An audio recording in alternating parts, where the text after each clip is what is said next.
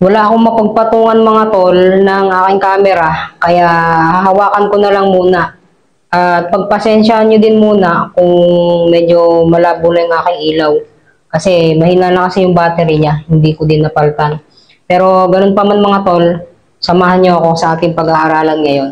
Let's go! Etong babasahin ko sa inyo mga tol ay part 2 ng Surviving Bereavement. Yung una, Let Go. Sabi doon ay matuto daw tayong magpasalamat. Kung ginawa mo naman lahat ng magagawa mo nung buhay pa, nakahiram ka ng mahal sa buhay sa loob ng ilang taon, binawi na sa iyo, magpasalamat ka. Close the chapter and then get on with life.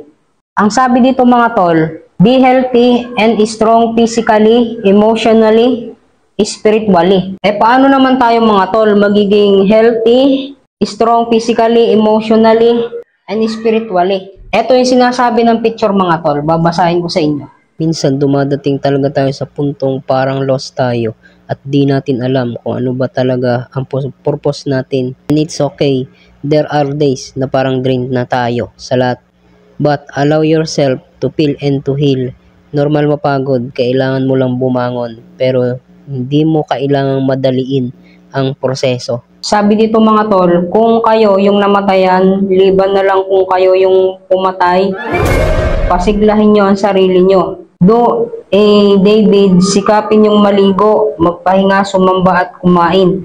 Hindi yung inaabutan ka na ng pagkain, sasabihin mo pang, hindi ko malulon. Ibuka mo yung lalamunan mo, sabi dito, at lulunin mo dahil payat na payat ka na. Kung hindi man tayo pumapayat mga tol physical, yung ating spiritually, maaring yun yung pumapayat na sa atin. Pilitin mo dahil baka ikaw ang sumunod. Mahirap mga tol sumunod kung hindi mo alam kung saan ka pupunta. Kaya dapat alam natin sa ating sarili kung saan tayo pupunta kapag tayo namatay. Sabi dito mga tol, kung hindi mo naman gustong sumama doon sa namatay, kumain ka. Pasiglahin mo ang sarili mo dahil wala ka nang magagawa tungkol doon.